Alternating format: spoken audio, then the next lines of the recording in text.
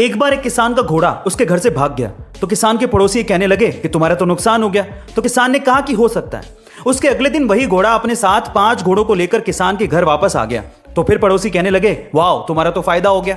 तो भी किसान ने यही कहा कि हो सकता है। उसके अगले दिन किसान का बेटा इन्हीं घोड़ों को कंट्रोल करने की कोशिश कर रहा था तो एक घोड़े ने किसान के बेटे को नीचे गिरा दिया, जिसकी वजह से उसकी टांग टूट गई। तो पड़ोसी कहने लगे बाप रे ये तो बहुत बुरा हुआ। तब भी किसान ने यही रिप्लाई किया कि हो सकता है। उसके अगले दिन आर्मी में भर्ती करने वाले ऑफिसर आए, पर उन्होंने किसान के बेटे को छोड़ दिया क्योंकि उसकी टांग टूटी हुई थी। तो पड़ोसियों ने कहा कि तो बहुत अच्छा हुआ तुम्हारा बेटा बच गया। तब भी किसान ने यही कहा कि हो सकता है। यानी हमारे साथ होने वाली किसी भी घटना के बारे में हम कुछ नहीं कह सकते कि लास्ट में जाके वो हम पे क्या असर डालेगी। इसीलिए अच्छा हो या बुरा अपने इमोशंस को कंट्रोल रखना चाहिए। Thank you. आईपीएल के मोस्ट इंटरेस्टिंग फैक्ट सीरीज में एक बार फिर से आप लोगों का स्वागत है। गाइस क्या आपको पता है कि सन 2012 तक आईपीएल में man of the tournament award चलता था, लेकिन 2013 में इसकी जगह पे most valuable player rating system शुरू कर दिया गया। इस सिस्टम के हिसाब से अगर कोई चौका मारता तो उसे 2.5 पॉइंट्स दिए जाते, अगर कोई छक्का मारता या फिर विकेट लेता तो उसे 3.5 पॉइंट्स दिए जाते, डॉट बॉल पे 1 पॉइंट और उसके अलावा कैच और स्टंपिंग पे 2.5 पॉइंट्स दिए जाते।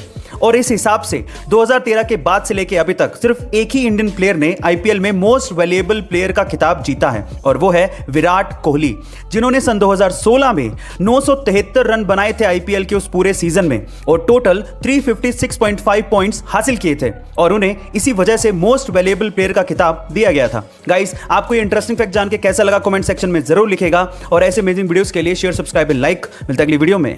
ब्राजील में एक बार एक जगह खूब बारिश हो रही थी तो वहां पर एक स्ट्रीट डॉग एक हुंडई शोरूम के गेट के बाहर आकर खड़ा हो गया।